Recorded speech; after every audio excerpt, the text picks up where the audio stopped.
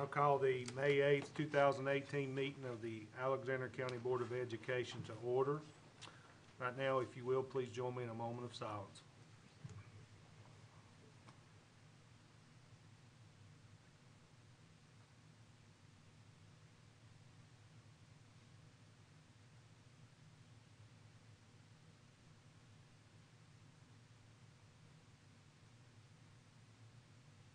Thank you. I would like to invite Eliana Allen and Peyton Priest to come forward and lead us in our Pledge of Allegiance tonight. Eliana Allen is the daughter of Keith and Melissa Allen. She is a 5th grader at Stony Point Elementary. Peyton Priest is the son of Ben and Savannah Priest, and he is in kindergarten at Stony Point.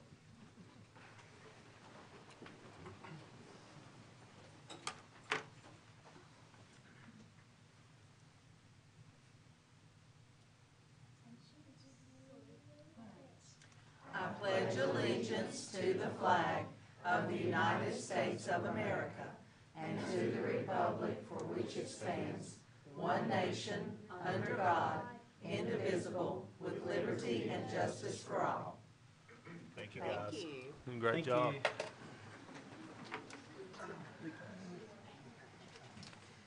Thanks, guys, and parents, thank you so much for bringing them tonight. Board members, you've had an opportunity to review the agenda. Is there a motion to approve as printed? So moved. Second. Any discussion? All those in favor, please say yea. Yes. Any noes? That motion carries. We'll move on to our honors and recognitions, and I will ask Dr. Jennifer Hefner to go with that.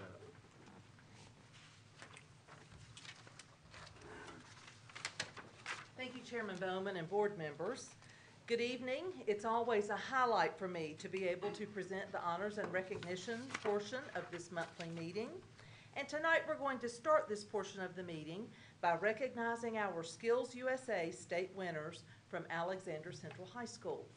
Board members David Odom and Bridget Ryan, will you come forward to help me with these presentations? The largest showcase of career and technical education in North Carolina took place at the Skills USA North Carolina State Conference on April 18th, 19th, and 20th at the Greensboro Coliseum and Curry Convention Center in Greensboro, North Carolina. Over 2,700 students, teachers, and industry members were in attendance for the annual Leadership and Skills Conference. On April 19th, more than 2,300 North Carolina high school and post-secondary students competed in over 120 hands-on trade, technical, and leadership contests. These contests span more than 95 trade areas from construction, automotive, and welding, to drafting, public safety, cosmetology, and many more. Each contest is run according to current business and industry standards. More than 100 business and industry partners support the contest. The support of industry members, such as judges and contributors, is essential to the students having the most accurate, real-world experience possible. The student competitors that were present are prepared with the skills America needs and are ready to become leaders in the workforce. Alexander Central High School was represented by a total of 23 students that competed in 12 different contests. These contests include electrical wiring, Carpentry 1, Carpentry 2, Carpentry Skills Showcase, Construction Tool ID, Drafting 1, Technical Drafting, Architectural Drafting, Additive Manufacturing, First Aid and CPR, Basic Healthcare Skills, and Firefighting. I am going to recognize students whom were medalists in their respective contests. We will start with Drafting 1. Drake Desiker placed 5th. Drake is a 9th grader and his parents are Jennifer and Douglas Desiker. Is Drake here this evening? Please come forward.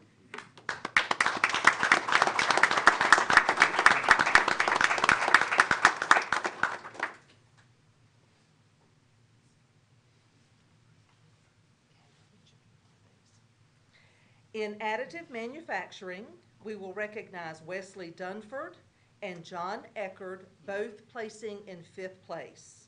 Wesley is an 11th grader. His parents are Krista and Riley Dunford. John is a 12th grader. His parents, Kim and Chris Eckerd. Please come forward.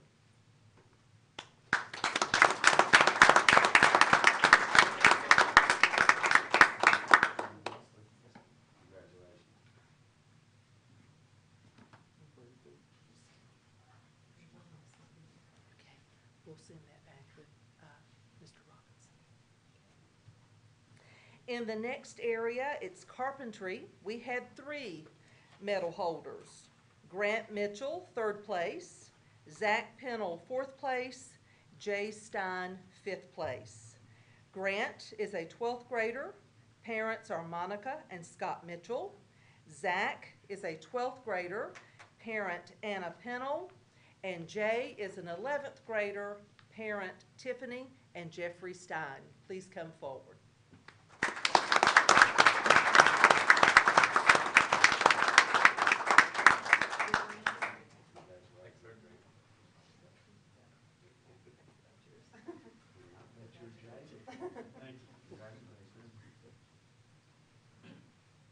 In the Carpentry Skills Showcase, we had 1 medal holder. Caleb Moose placed 2nd place. Caleb is an 11th grader, parents Karen Stroud and Philip Moose. Please come forward.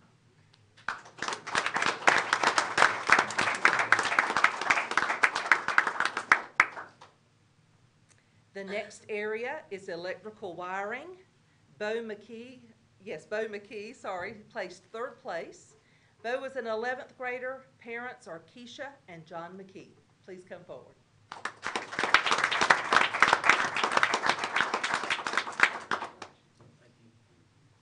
Basic health care, 2 placeholders. Elizabeth Rector, 1st place. Gannon Millsaps, 2nd place. Elizabeth is a 12th grader. Her parents are Melissa and Ricky Rector. Gannon is a 12th grader. Parents Krista and Greg Millsaps. Please come forward.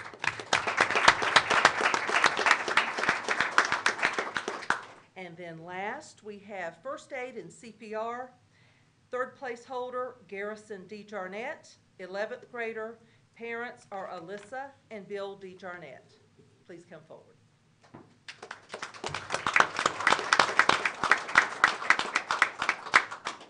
Congratulations to all of you.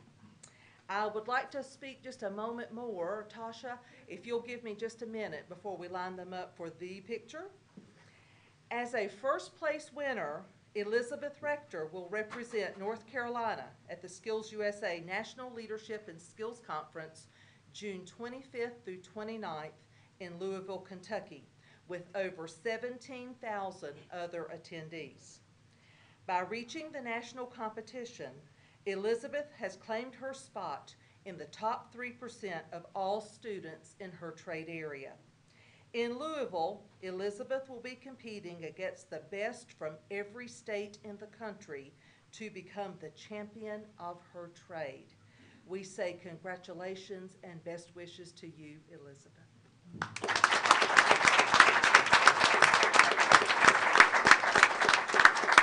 Okay, now we'll line them up.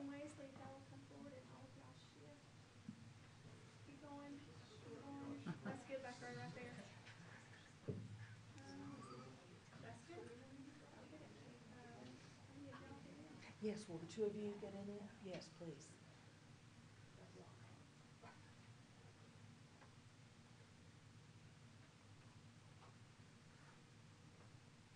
Everybody ready? 1, 2, 3. Get 1 more. 1, 2, 3. And students, I'm sorry, but don't move. There we go. 1, 2, 3. Don't move, I'm not quite finished. This doesn't happen by accident, and it's not just a fluke that it happens. Students, you all are the best in the state because you have advisors who work with you and make sure that you are prepared for these competitions and life after high school. So at this time, I would ask the advisors who are present tonight to please come forward for another picture. I would ask Head Advisor Ramey Robinson, Josh Bowles, Marilyn Frick, Angie Ford, Lauren Mull, and Roy Hadley. Please come forward. You are to be commended for the work that you do with these students. Give them a round of applause.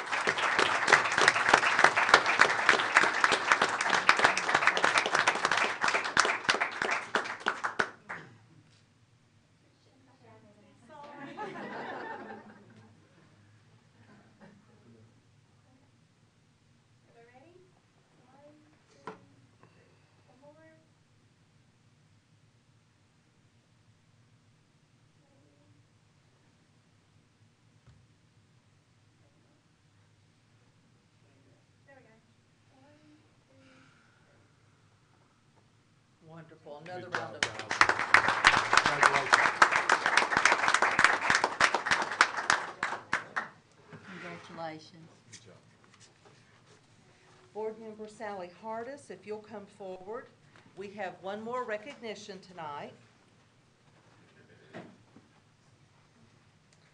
We are going to recognize Amarina Chapman, a 7th grade student at East Alexander Middle School. The Center for Holocaust, Genocide, and Human Rights Education of North Carolina sponsored the first annual Holocaust commemoration poster competition for North Carolina middle and high school students.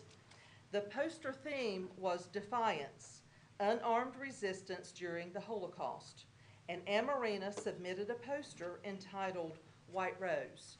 It's up on your screen, and if you can see the detail in this picture, it's beautiful. She also submitted an essay as part of this competition. Amarina won first place in the middle school category, and she and her social studies teacher, Mr. Adam Kennington, were recognized during a Holocaust commemoration program that was held on April 15th. During that program, Amarina was presented with a certificate and a check for $150. We are pleased to recognize Amarina again this evening for her artistic abilities. She is no stranger to these meetings, as we have recognized her 2 previous times for her artwork this year. Congratulations, and please come forward, Amarina.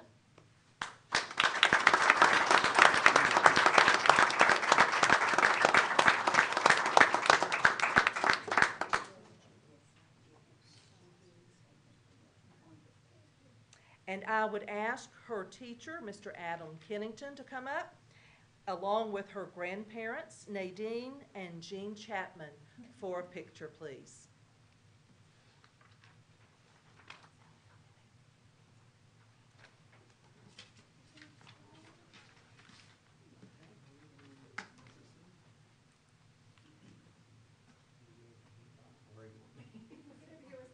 Okay, all right. You're good. That works. All right, let's see who's cooperating this time. Ready? 1, 2, 3. That's it. Thank you. Good job. Wonderful job.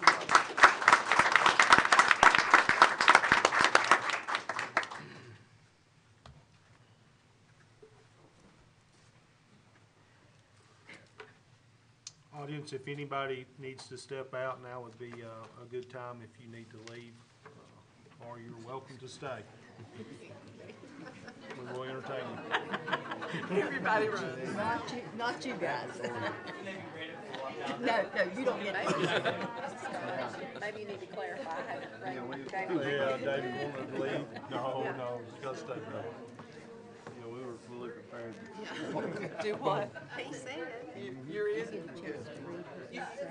Melissa, you look like a friendly group. That's good. I was impressed with her knowledge. I can't wait. They would take a lot of reading on Holocaust.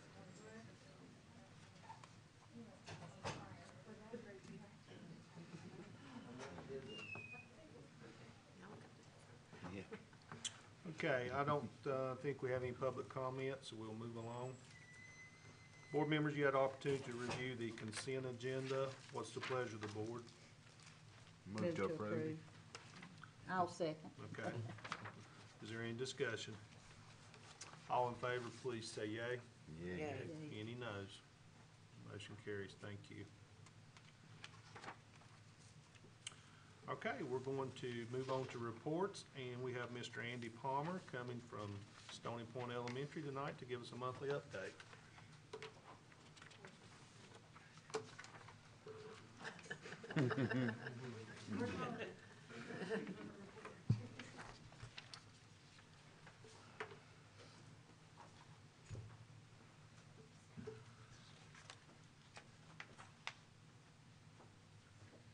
Thank you, board members. Thank you, Dr. Hefner. I certainly appreciate the opportunity to get to speak here today about Stony Point.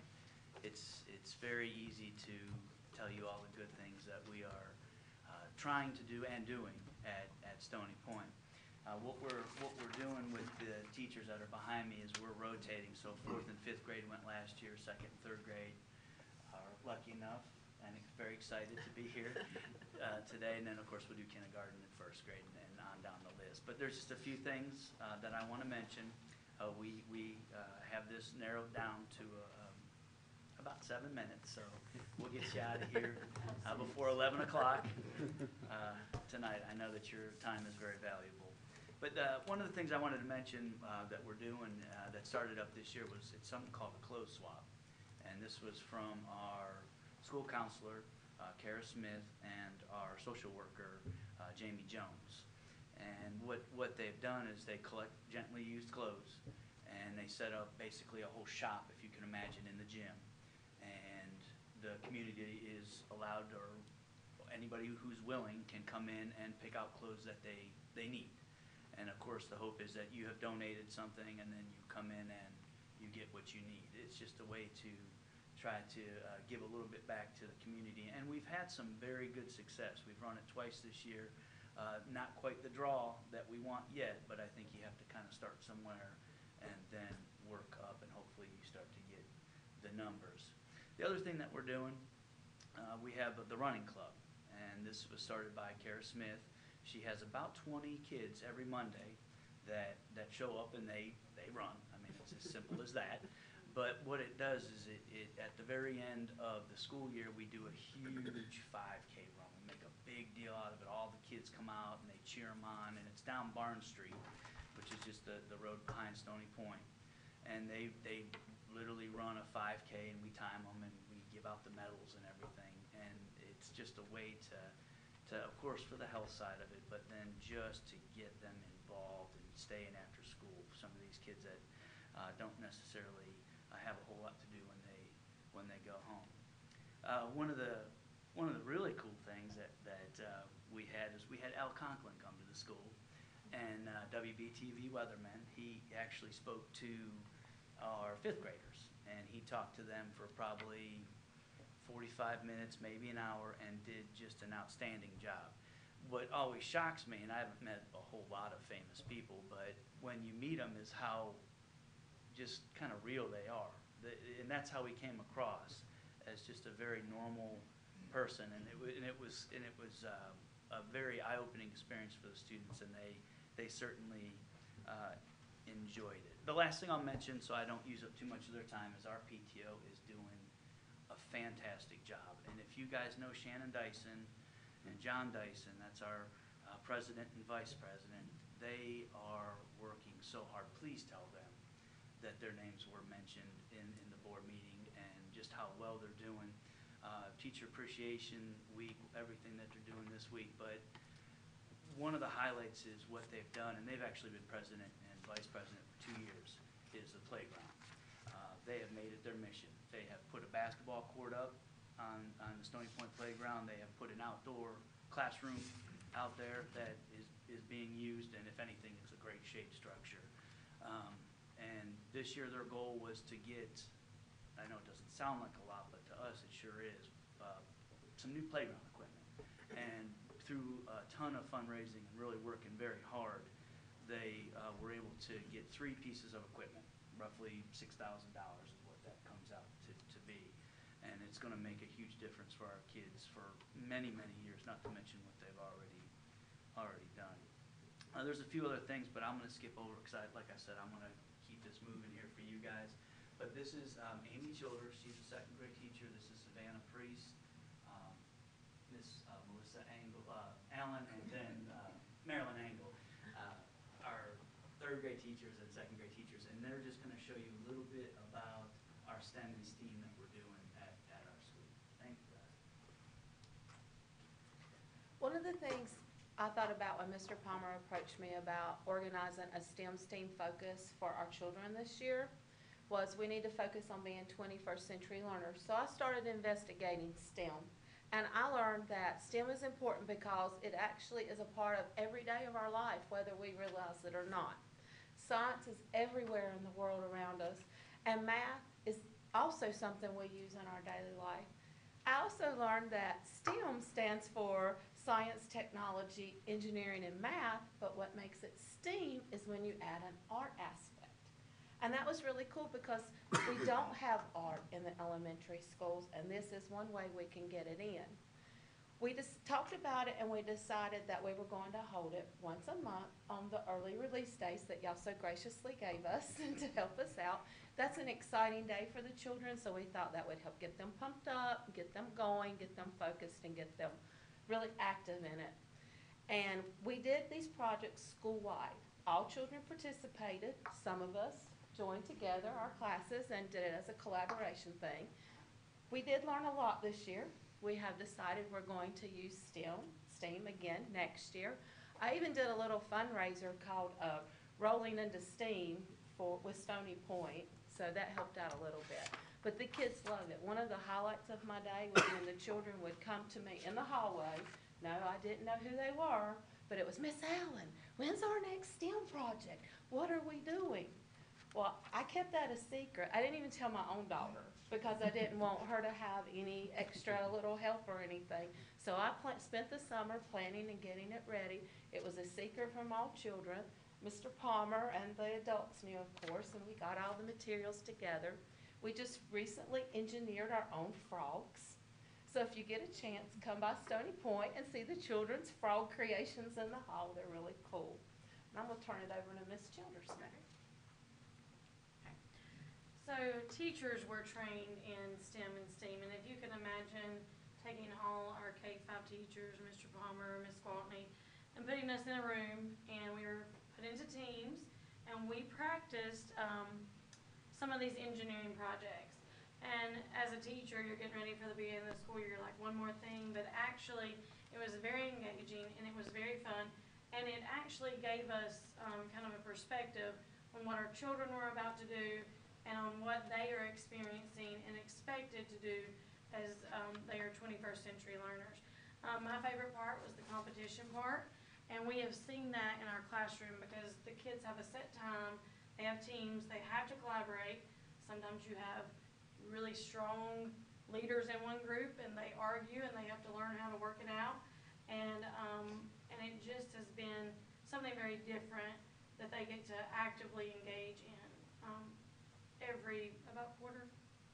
About once a quarter, so every month, yes, every month on the early release day.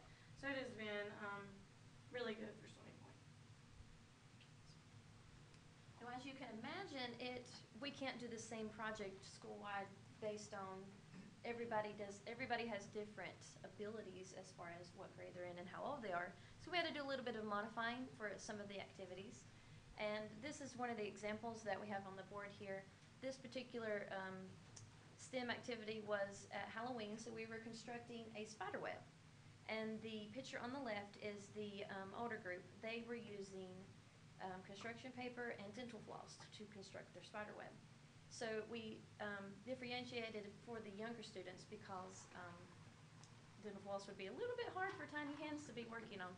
So we let them use yarn and chairs as their structure to interweave and create their spider web. And that was just one of the examples. We modify all of them to a certain extent, and it was a way of engaging all the age groups.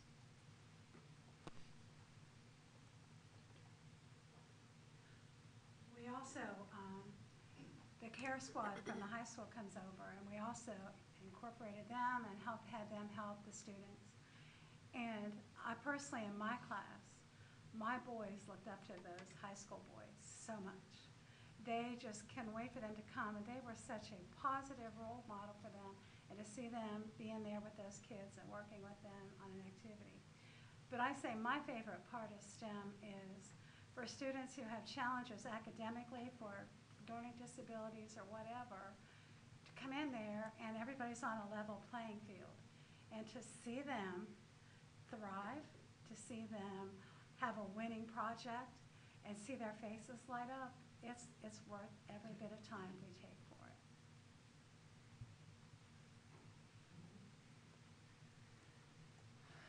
These guys they're just absolutely amazing. There's no other way to say it, and there's no other way to attempt to run a building if you don't have good staff members. And I can't say enough about the four behind me and the job that they do every day. It's just impossible to spell that out. But I do want to welcome you to Stony Point. Please come by at any time, even if it's just a random, hey, I'm coming in. I know you've stopped by a couple of times, and that's wonderful. Just see what's going on, come into the classrooms. It's a lot, and you guys know that being in the system. But do you have any questions? Is there anything that I can answer for you? This sounds really fun. I miss Stony Point. Of course, the elementary schools are just a different world. You get to middle and high school, it's different. But I miss Stony Point at the elementary level. But it sounds like y'all are doing a wonderful job. How long will the frogs be up? That was our last STEM project, so I probably won't take those down till like towards the end of the year. We'll get to see them then. Yay! We'll schedule a lunch and Okay. tour, That sounds good. and so that'll be good. Perfect. The kids would Make love sure it. we see those. Okay? All right. You guys good? All right. Thank you for Thank everything. you Thank you so so much. Have a great night. Appreciate it. Thank you.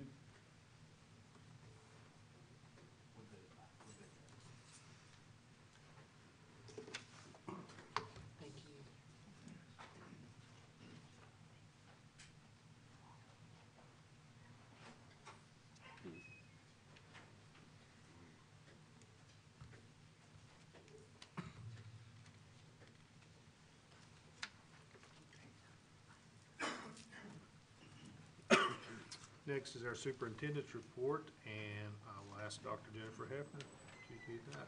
Thank you, Chairman Bowman. This attachment is part of your agenda, and it's the time of year when I give you a lot of dates to try to remember. So I'll start with the first item on the list today, and that is to remind everyone that we are celebrating Staff Appreciation Week.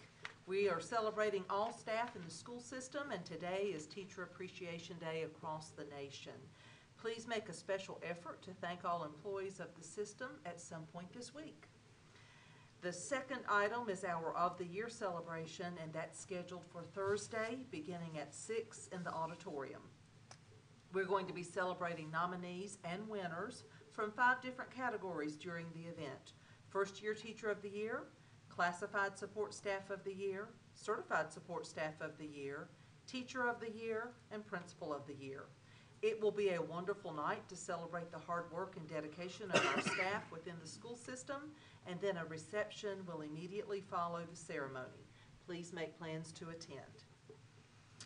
All board members have been invited to the Student Success Center's Art Gallery walkthrough and reception. That's on Thursday before the Of the Year celebration. The art show will be held from 3:30 until 5, and I hope that you will be able to drop in over at the Student Success Center, maybe before you go over to the Of the Year celebration. Those students have had a wonderful opportunity through ASU and some grant funding through the Hidnight Center, and they've been able to work with an artist every week, and I think you'll be amazed at some of what you see they have created. The fourth bullet, the Special Olympics event is scheduled for Friday, beginning at 9 at the ACS Stadium. I look forward to this annual event, and I know the student athletes and their teachers are looking forward to a great day. I hope you're going to be able to drop in, even if it's just for a few minutes. That is a very special time, and it's very heartwarming for everybody in attendance. We do have a school visit to Taylorsville scheduled. That's scheduled for Monday, May 14th. We're going to meet in the school's office at 11:30 that day. I would ask if you cannot attend to please let me know by Friday. I know that Ms. Lingle is very excited, as are her staff and students. Challenger, their graduation is scheduled, and we do have students graduating from Challenger High School. That event is Saturday, May 19th. The graduation ceremony begins at 10, and I would ask if you want to attend to let me know. If you're not opposed to it, we can ride together and go over to that special celebration at Challenger. The honor graduate ceremony is also scheduled, and all of you have been invited to attend. That event is scheduled on Sunday, May 20th. It starts at 3 in the ACHS cafeteria, and again, I hope you'll be able to attend. The ACHS scholarship ceremony is scheduled for Friday, May 25th. That event begins at 8:30 in the auditorium, and it is a fun time to see all the seniors that will be awarded scholarships, both academic and athletic. And again, I just hope you'll be able to attend. Last month I mentioned that May 31st marks the date for the staff retirement reception. We're going to hold the annual school system retirement reception and recognition at the ACHS cafeteria on the 31st, beginning at 6. We talked about separating this event last year from the June board meeting, since changing locations for that monthly meeting would prevent us from recording our meeting live. All school administrators have been notified of the change, and I would encourage you to attend. And then lastly, the budget video was released to the public last week. You can find it on our website. Renee Mead and I had planned to video a second video about the request that was made to the commissioners. We were going to do that tomorrow or Thursday. Probably that's not likely to happen because of an incident that I shared with you all via email this afternoon. But regardless, we'll get that video taped with a third one to follow to hopefully better communicate the school system's budget, how we are funded, and where that money goes annually. Do you have any questions? Thank you. Thank you. Thank you. Okay, now for unfinished business, I'll call Sharon McAfee up for our second reading of policy revisions.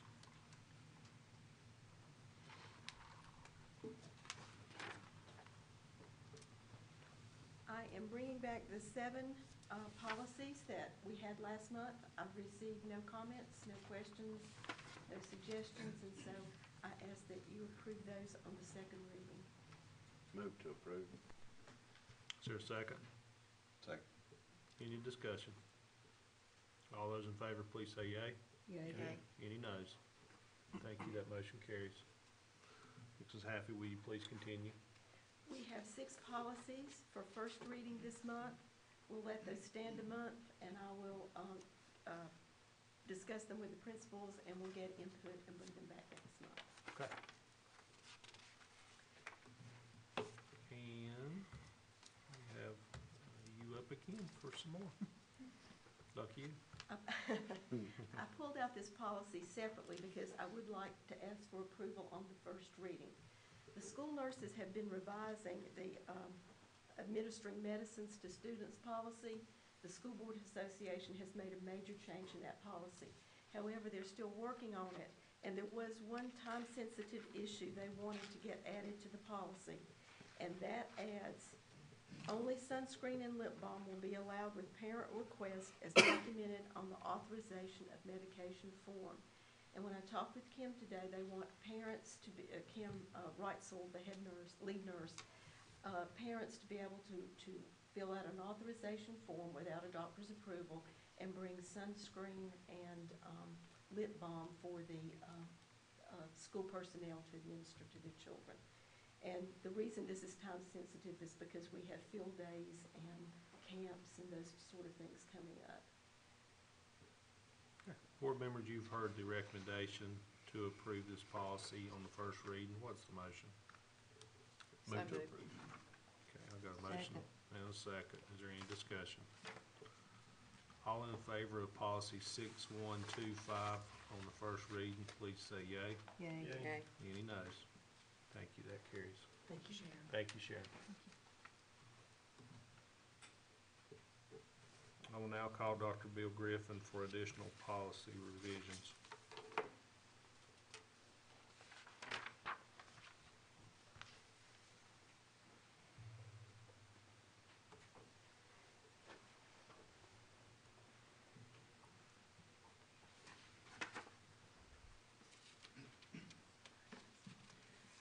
Chairman Bowman, members of the board, Dr. Hefner, I come to you tonight to grant permission on proposed changes for Board Policy 5015, School Volunteers.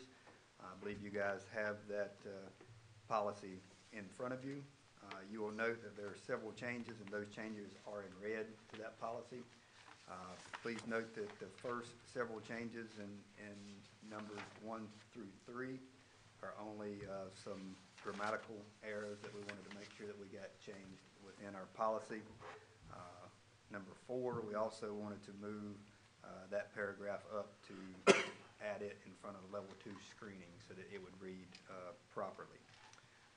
Within the level 2 screening, I asked that we look at changing the wording from one calendar year to one school year, and making sure that those features of level 2 screening are performed for our employees that are school volunteers. And then finally, on the second page of that, you'll see number 4 there of the annual drug screening. I'm asking to please have that omitted from our policy of requiring our school volunteers to do annual drug screenings.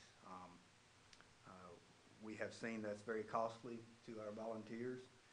It's costly to those that are chaperones on our field trips, and we're finding it not to be as valid as what we would like because of the time frame in which we know about these sessions taking place. These are not random checks.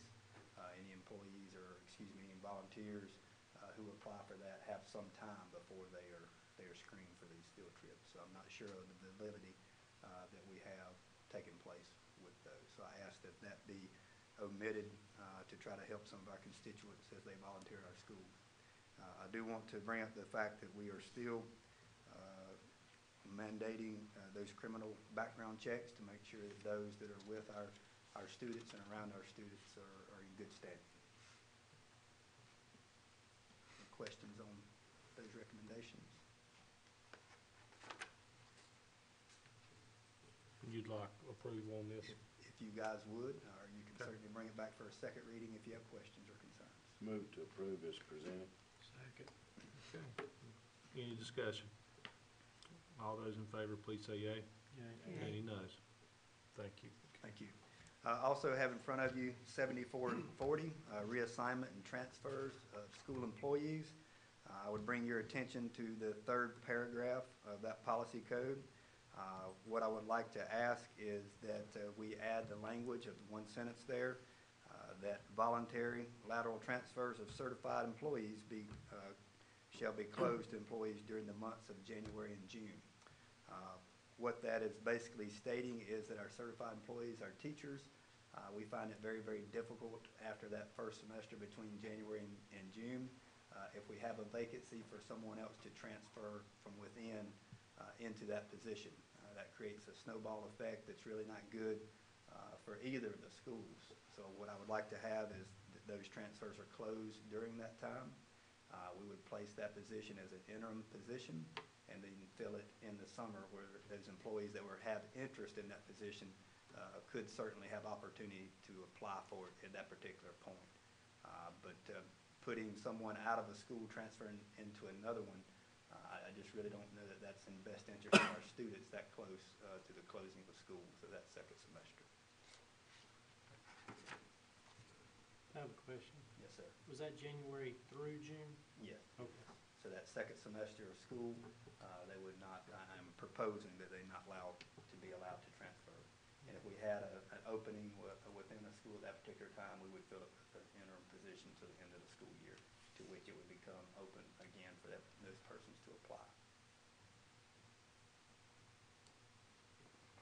Board members, what's the pleasure? To approve? Move to approve. Second. Any discussion?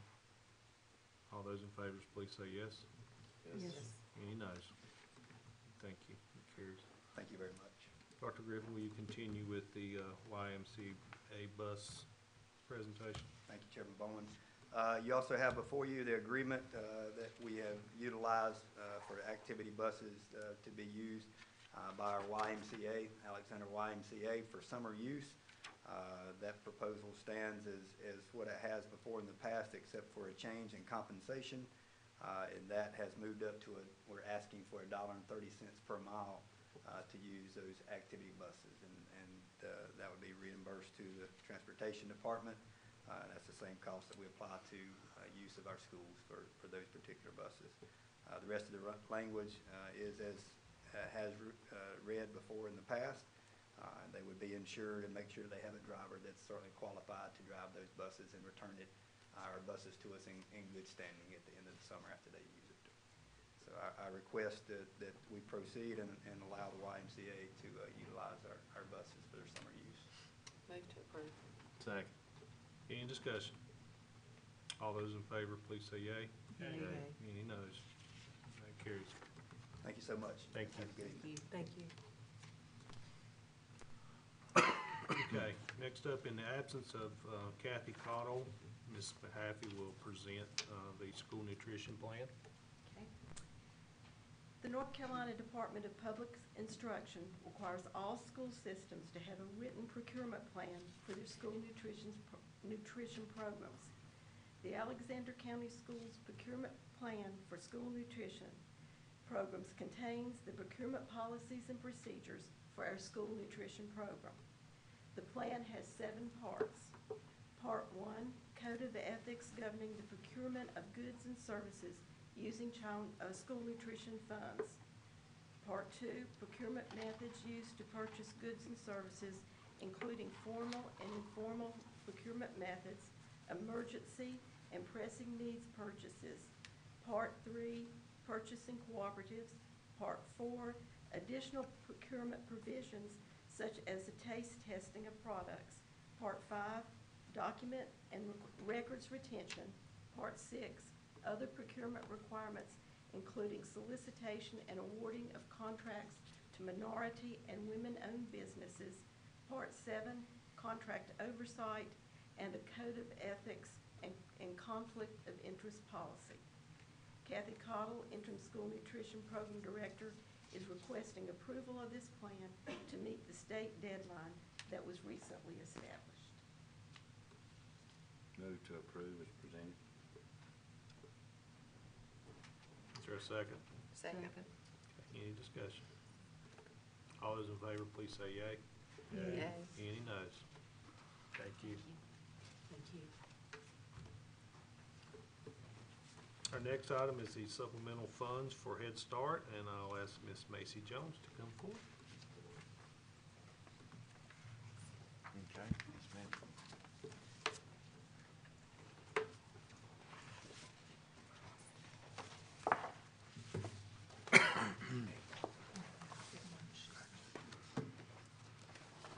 Chairman Bowman, board members, and Superintendent Hefner, good evening.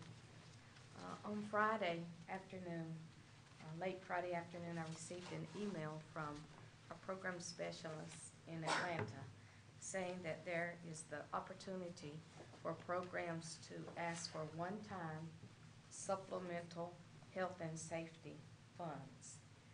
And I'm here tonight to ask you for permission to ask for 6 new buses and 2 program vehicles. I've put some information in your packet about the specs for the buses and for 2 program vehicles, in case you have questions later. These are the Type A buses that we use. They're mini buses, and of course you can see it's very detailed specs. We are using buses that are between 8 and 20 years old. And Dr. Griffin, if you'll go ahead and put that chart up. The mileage is between 61,437 miles to 194,192 miles.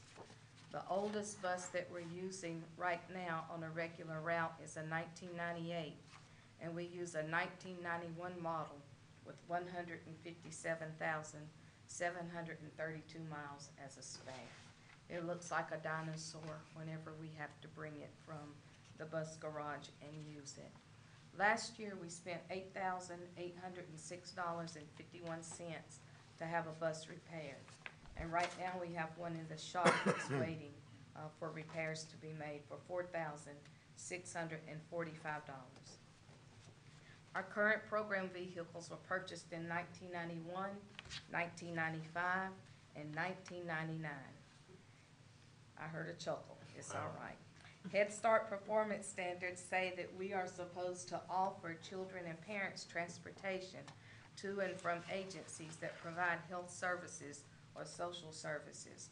And it would be nice also for us to have something to travel together as a group whenever we go to conferences. And usually we take 9 to 12 people to conferences in March. Right now, our vehicles are not safe to transport children or staff because they require a lot of maintenance because they're high mileage. The Transportation Department can vouch for that. Right now, the custodian uses the program vehicles to move supplies, materials, and equipments from one site to another, and such things as the carpet cleaner whenever she's cleaning carpets. So I would like to submit a proposal to the regional office for 6 buses. 2 of the buses hold up to 30 passengers, and 4 of the buses hold up between 14 to 21 passengers, and that's on your second sheet. The total cost based on estimates provided by Carolina Thomas and Modern Nissan. Carolina Thomas is for the bus. Modern Nissan gave us estimates for a 15-passenger van and a cargo van. Is $363,086. And you can see in your packet that one bus, one 30-passenger bus, is $52,900. So they are expensive. 16 to 21 passenger bus is $50,400. So that's the bulk of the proposal. I asked 2 years ago, in 2016, to submit a proposal as well, and we did submit that, but we were not granted the buses because at that time, the bulk of the supplemental funds went to programs who were victims of natural disasters. And so I was notified, like I said, Friday evening, that there may be that there is the opportunity. Do you have any questions for me?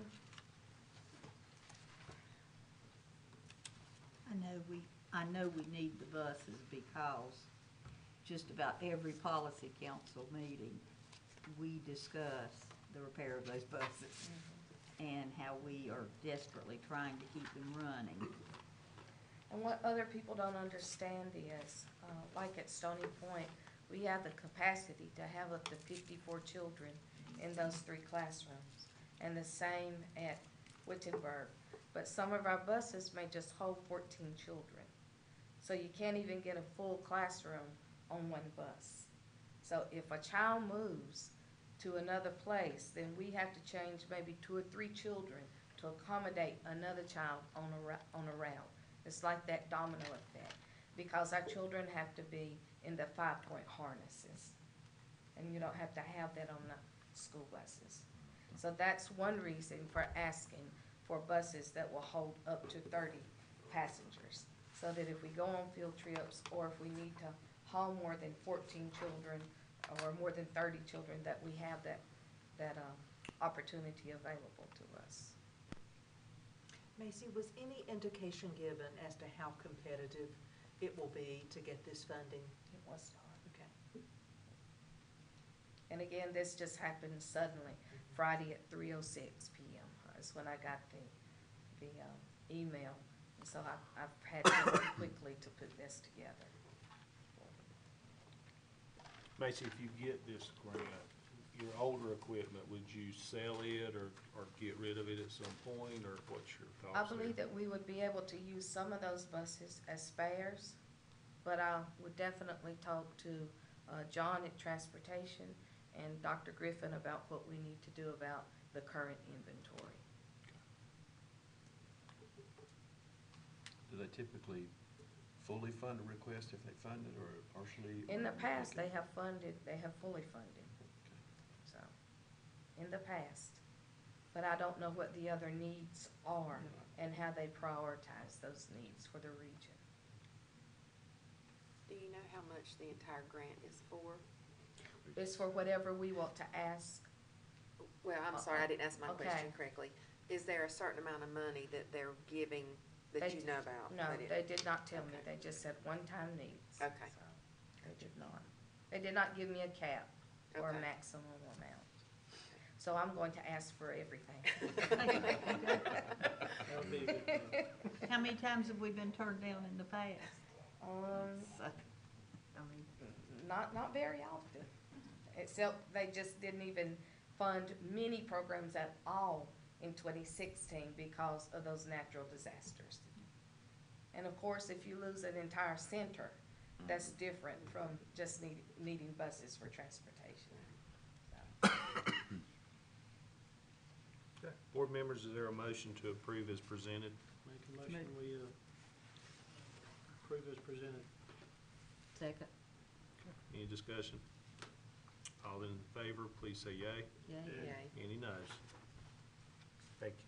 thank you, and I'll update you as soon as I know something. Good luck. Thank you. Good luck. The board will now enter into closed session pursuant to North Carolina General Statute 143-31811 and 143-31811A5. Is there a motion to go into closed session? So moved. Second. Second. Any discussion? All in favor, please say yay. Yay. Any noes? That carries. Thank you.